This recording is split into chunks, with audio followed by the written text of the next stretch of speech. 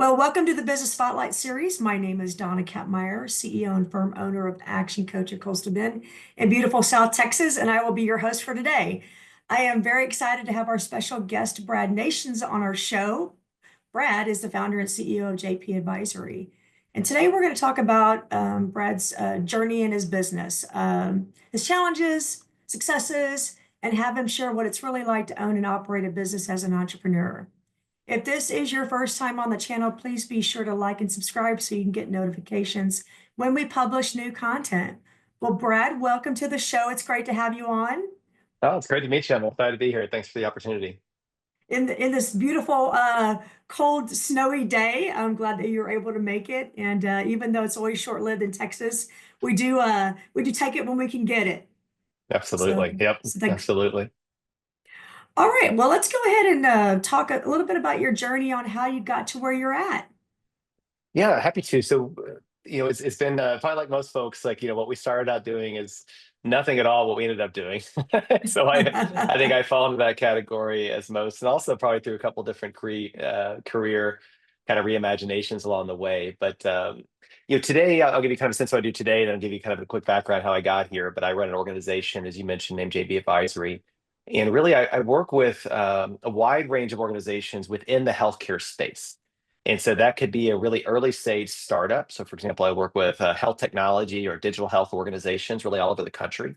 I also work with organizations that maybe are in other types of business that are transitioning more towards healthcare. So, HEB, for example, is one of my clients. I think most of your listeners will certainly know who they are. And then also work with what we would call the demand side of healthcare with organizations like employers or health plans. So, organizations really providing services or at least access to services. And so it's kind of a wide range, but by way of background, I really spent the first half of my career in operations. Believe it or not, I actually ran and built call centers for most of my career. Oh boy. So I went to Texas State, graduated from there back in the mid 90s, eat them up. And then and from there, really kind of fell into that side of the world. So I was managing large organizations, large operations, lots of employees. And along the way, got really lucky about the mid 2000s and was referred over to an organization that was actually a startup that I'd never heard of, didn't even understand the concept. I just knew they needed a call center built, and I knew how to do that. And interestingly, the opportunity was in Salt Lake City, Utah. So my family and I moved out there and spent about a decade out there. But for the first portion of that decade, really came in and actually was building this thing. So we were working in the healthcare space. We were helping retirees who are on Medicare, help them find insurance policies that are really kind of well suited for their specific needs. And the organization took off. It was my first experience with the startup that really kind of exploded. And throughout that process, the sales team started taking me on the road with them and saying, "Hey, like, would you come on the road, explain what's going to happen, how this whole operation is going to work?" And I would do that, and eventually, it turns out it was fairly effective. And that was one of the first big career shifts in my life. Is the team literally came to me and said, "You're on the wrong team. You belong with us," and they led me away. And so, How funny. yeah, so I ended up more in a market facing. So that would include a lot of sales, as well as client success, client services, but just really, how to take a concept out to market, especially a concept that frankly wasn't very well known. So something we'll talk about here later on today about my today's business is helping to explain folks A, what you do, and B, how you can actually impact their world. And we're very, very successful in that space and learned a ton. We were able to sell that company off, so it was a nice exit. So that was a kind of a good business experience for me to be part of a little startup that got bought and big. And then from there, really just joined a series of organizations that got smaller and smaller and smaller. So early stage healthcare startups for the most part, and mostly in sales types role, marketing type roles, account or go to market type roles, and was fortunate to help build up several of these organizations. We got some of them sold off. And so what I recognized was, I've been very lucky in terms of my experience of being with really small organizations, growing them to the point of an exit, right? Which, as we think about as Yep. entrepreneurs, what might that mean? And that in my world, that could mean going public. It could mean getting bought by another organization, or it could mean just getting enough funding to keep trucking, right, and to keep surviving. And so I felt like I had enough of secret sauce that I learned in my space. I decided to hang a shingle out and begin helping other organizations along the way do the same. So I'll pause there. Hopefully that wasn't too long of an explanation or background.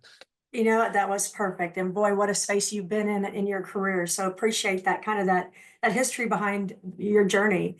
So let's start with the tough stuff first. What have you found to be some of your biggest challenges in running this business since you founded it?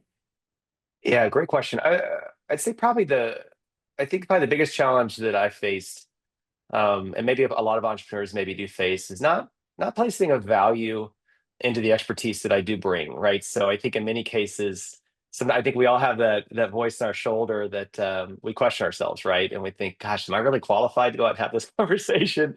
Sure. And then inevitably, you get in that conversation, you're like, "Of course I do. Like I have a lot to offer in this scenario." So I think there's been times through this journey where maybe I undervalued. Maybe in some cases I gave it away, and I could have charged, or I could have charged more, and maybe mistakenly thinking, well, everybody knows this, or everybody can figure this out. And the truth is, for someone like me, they're hiring because they want that decoder ring, right? They want that shortcut or that fast way, or they want to make sure they don't have to make all the same mistakes that organizations that I work for had made. So I think I would say, to be more succinct, I don't know that I was as bold as I could have been at the beginning, and I'm learning to make sure I take that and really kind of appreciate the value that I do bring to an organization. Love that. Love that. Love that. Thank you for that. Let's talk about differentiation, right? Yeah. You've been in this business for a while in different capacities. What do you believe differentiates you from others in your industry? Well, it's a good question, because there are a lot of people that sound a lot like me, and a lot of people with similar backgrounds. And in my line of work, probably as with your audience, I know most of them, and they're all Yeah. great, and they're all very smart and very capable. And so I do think differentiation is a key one. And so I will tell you that the way I view that word, I actually will bifurcate it kind of into two paths, right? So the first is fundamentally, how are you different? And then the second is, how it would be more of a durable differentiator, right? Which would mean, what's something that cannot be easily replicated by a competitor within a year, 2 years, something like that. So Yeah. I think there's a lot of differentiators I have, but if I focus on the durable side, I think the biggest ones I've got is probably two things. One is having an actual relevant experience of building a business to the point of making it attractive enough for someone else to throw money into it, right? So whether that's Yeah. through an investor, through venture capitalists or private equity, through going public, getting bought, or even just having clients, right? And building enough trust that they were actually willing to spend money for your services. I feel like I've got a lot of really relevant experience in my space that I can bring that's unique and different, that frankly no one can replicate very easily, right? You can't go Right. manufacture 10, 15, 20 years of experience on that side. I would say the other piece of mine, because I am in the consulting, the advisory business, I've really tried to be thoughtful on, what is who's the end beneficiary of the work that I do, away from my family and my bank account and all those types of things. But really, the end of the day is, in my world, it's about patients, right? So it's about making sure that we have positive patient outcomes. So whatever solution I'm supporting, making sure that the end result of that solution is actually making people's lives better, making people healthier. So, about 3 years ago, I actually went back to school. So I was a late 40s, early 50s grad student, and I went to the University of Texas in Austin, and went to this incredible program, and got a master's of science in healthcare transformation. And the focus on that really kind of expanded my view. So I would tell you, I had a very kind of specific view in my world. My lens was, I was very, very smart and very, very experienced in my world, but it was also fairly narrow, as I've learned. So that degree actually opened up my whole brain to healthcare at the macro level, and introduced me to so many other people in the across the healthcare spectrum that maybe had nothing to do with my world, but we kind of found ways to connect. So learning from each other, and then also creating business opportunities with each other. But I do think from a differentiation standpoint, there's a lot of consultants and advisors in my space, but I think I bring a unique perspective, both based on experience and education, but also this is not just about how to sell more of your stuff. How do we sell more of your stuff at the end of the day? Really make sure that we impact as many patients as possible. So what we do in our world is we actually help people think about their long-term strategy, right? So if they want to go, they develop a product and they want to be able to take it out and they go to serve patients. Are they thinking about 3 years from now what they want those outcomes to be? And if they have, great. Then are they thinking about what type of instrument do you need to measure those outcomes from day one all the way to the end? And so I think that is a big differentiator in my space. It's not just how to go to market, but how to actually think about it at a deeper level so you accomplish really your broader goals versus just trying to make a bunch of money. I'm glad that you said that, right? Because so many business owners do not know where they're headed, right? They're going, hey, I'm going to Yeah. go do this right now, and they're not thinking that far out. So what a great perspective to introduce at the very beginning so that they have expectations and can measure those against where they want to be. Well thought out on that. Congratulations on Yeah. Thanks. having them do that. So let's talk about 5 years. Speaking of looking further out, Right. uh, let's look out 5 years. What are your aspirations for this company in the next 5 years? Boy, the timing is really good for this conversation. So I've learned over the last, I guess last several years, both when I began this business and also made other big decisions around my career. For me personally, I found it best to get out and actually have some dedicated planning time. So this last December, I actually went out to Galveston. We have an old trailer. I took our trailer out there and sat by myself and kind of mapped out that very thing you're talking about, right? So I think like a lot of the clients that I serve, and probably a lot of the folks listening to this, we have a general sense we want to do, but we don't take the time to really sit and thoughtfully plan it. And I think in a lot of small businesses, you can kind of get pulled in whatever direction the wind blows you, right? There's a lot of opportunity, which is great, but sometimes you may look up and recognize, gosh, this isn't really what I set out to do. And so after my first year, 2 or 3 of doing this, I recognize there's some things that, what, I might be really good at, but frankly, I just don't really like doing, or other things where I'd like to be better in that. So what does that look like in terms of what do I have to do to get myself from A to B? So to answer your question more directly is through that exercise, I've recognized a few things. One is on the 5 year plan. Number one, let's hope we're still in business, right? So, That's um, pretty important, right? totally, and paying bills and keeping the lights on and the internet and all that is going to be key.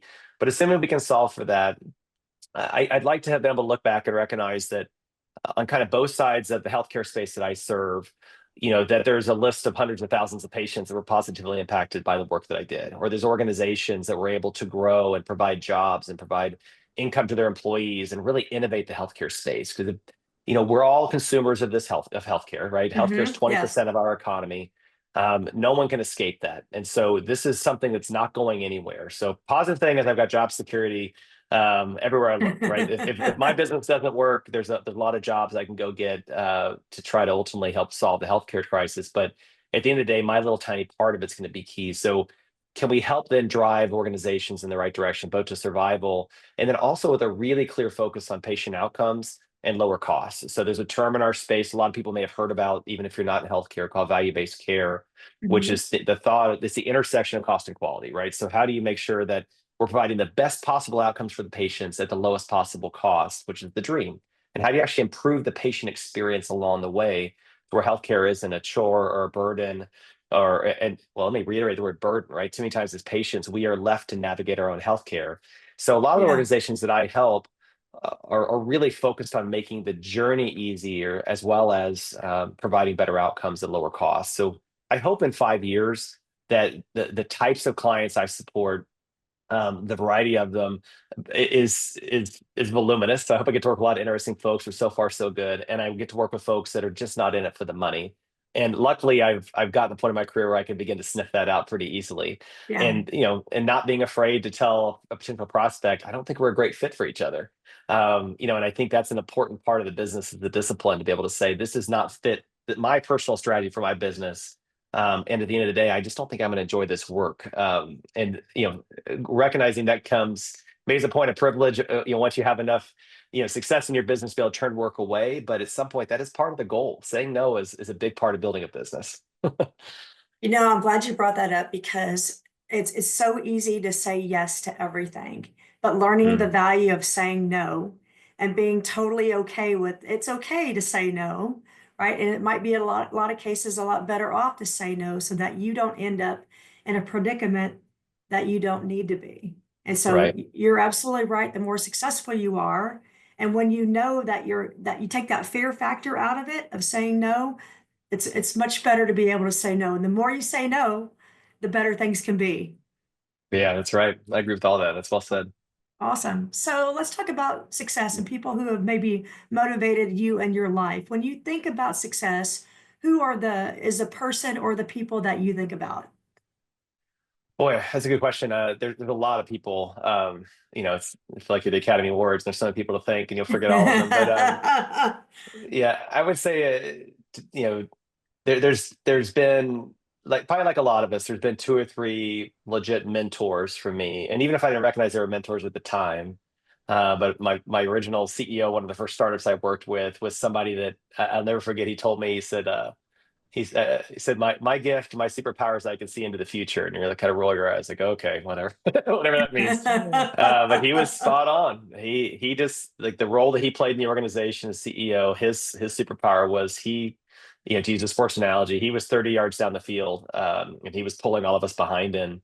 And so with that power, he saw a lot of things in me that I did not see. I literally had no way. And it's so fascinating now to think back some of the conversations we had now almost 20 years ago, how many of those things have manifested itself because he just saw something in me which nudged me in the right direction. So, a big leader there, previously a mentor that I remember as I worked for a big organization, I was getting kind of pulled into things that were not beneficial to the business, getting pulled into gossipy stuff or to, all the things that are kind of disruptive to business. And I remember one day he really got after me, and I respected him so much. It was really jarring. And it changed my whole, like I was in my 20s. It really kind of changed how I approached the workplace. And years later, he had a great line. He said, Brad, he goes, that day I knew you needed a significant emotional event, and he delivered it to me at a time that I needed it. So I've been lucky to have like the right mentors along the way that have helped really shape the business, and then hundreds and hundreds of individuals that just kind of continue to chip in. And last, I'd be remiss to not mention, when I went back to school, to go back to school in your late 40s, was an experience. And I wish I'd done it a decade or two earlier. And not so much just for the education, that was awesome, but the network and the people that I met. And, if you think about, if you're ever thinking about a late stage academic opportunity, Mhm.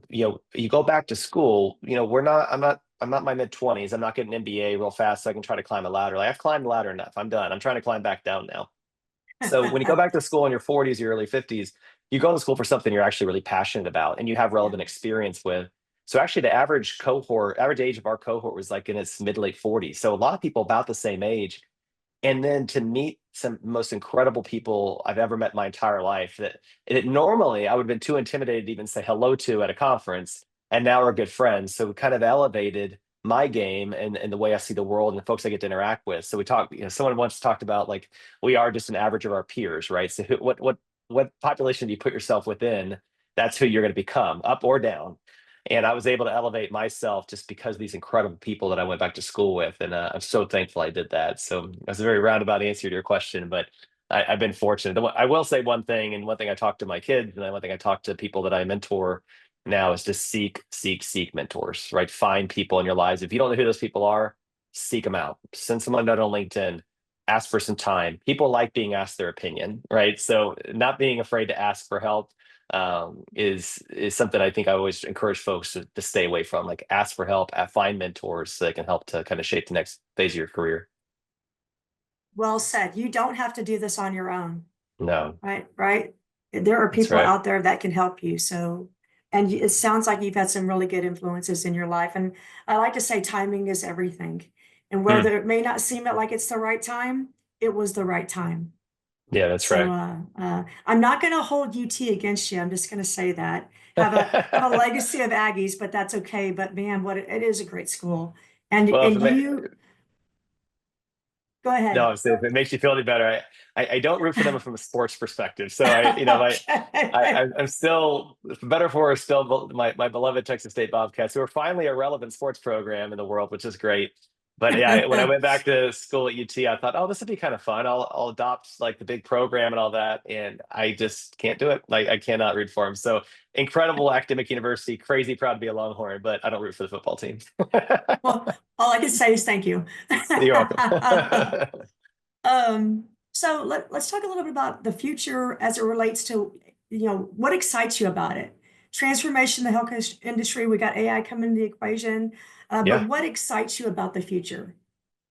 Well, so in my world, what's not to be excited about and or terrified about, however you view it. But Yeah, number one is, to reiterate a stat I shared earlier, healthcare is 18 to 20% of our economy, right? And it is, the US healthcare system.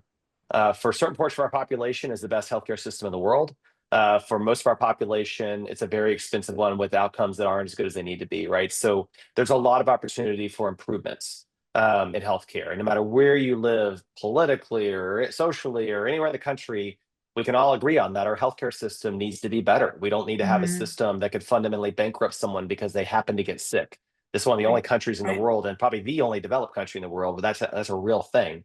And so, as I view it, is there's so much opportunity for improvement that I think for the line of work that I'm in, it's just a matter of where do you want to aim that. So, my focus over the last several years has really been in health technology or digital health. And so, what I mean by that, well, if you think about one of the biggest challenges with healthcare in general, is just access to care, right? Think about your life, or for the listeners today, is how many times you try to see a doctor, and even just to establish a primary care relationship, maybe that's a 3 months out before we take a new patient, right? But I'm sick now.